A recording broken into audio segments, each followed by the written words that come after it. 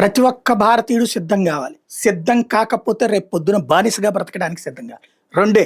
ఈ దేశం మీదకి దండయాత్రలు చేసినటువంటి మొఘలులో, లేకపోతే ఆ తర్వాత వచ్చినటువంటి ఫ్రెంచోళ్ళో, డచ్చోళ్ళో, బ్రిటిషోళ్ళో ఈ దేశం మీదకి దాడులకు వచ్చినటువంటి సందర్భంలో అక్కడెక్కడో గొడవ జరుగుతుంది, మనకెందుకులే అనుకున్నారు. ఆ దేశం మీద గొడవ జరుగుతుంది, మనకెందుకులే అనుకున్నారు. అఖండ భారతాన్ని మర్చిపోయారు.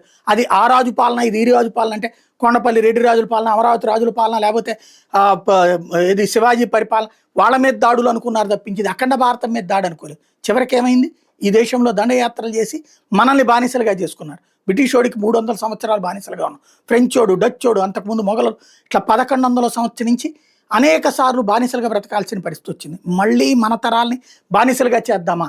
స్వతంత్ర పోరాటాల తర్వాత, సుదీర్ఘకాల పోరాటాల తర్వాత సాధించుకున్న స్వతంత్రాన్ని నాశనం చేయడానికి మనలో ఉన్న యువతరాన్ని, మన పిల్లల్ని, మన పిల్లల పిల్లల్ని తీసుకొచ్చి ఇవాళ ఉద్రిక్తతలు రెచ్చగొట్టడానికి ప్రయత్నిస్తున్నారు. చిన్న చిన్న అంశాల్ని సరిహద్దుల్లో గొడవలు సృష్టించడానికి ప్రయత్నిస్తున్నారు. సరిహద్దుల్ని డిస్టర్బ్ చేయడానికి ప్రయత్నిస్తున్నారు. అట్లాగే లేని అంశాలు ఉన్నట్టుగా, ఉన్న అంశాలు లేనట్టుగా భ్రమింపజేసే ప్రయత్నం చేస్తున్నారు.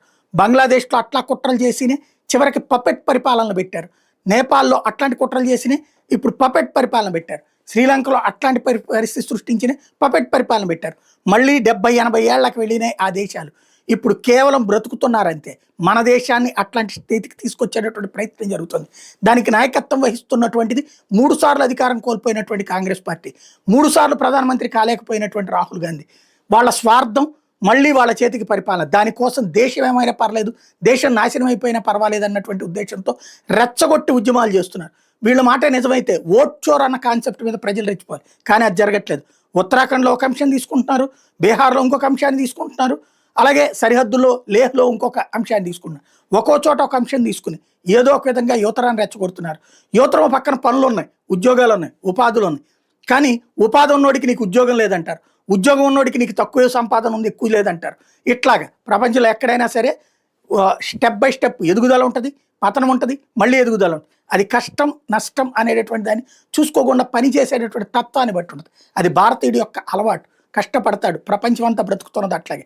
ఇప్పుడు ప్రపంచవ్యాప్తంగా భారతీయులు శత్రువులు చేసి చూపించుతున్నటువంటి deep state, at the same time ఇక్కడ మన దేశంలో అదే డీప్ స్టేట్ మనలోనే ఒక అసంతృప్తి పెంచే ప్రయత్నం చేస్తున్నారు.